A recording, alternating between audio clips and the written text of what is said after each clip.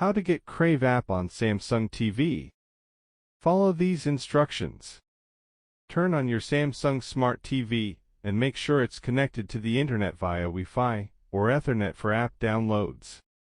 On the home screen, press the home button on your remote to open the Smart Hub interface with all available apps.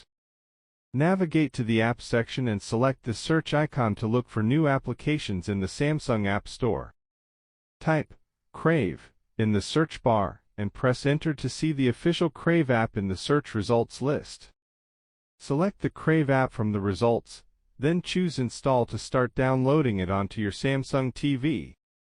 Once installed, open the Crave app and sign in with your account credentials, or create a new account if needed. Start streaming your favorite shows and movies from Crave directly on your Samsung Smart TV with smooth playback. Thank you for watching.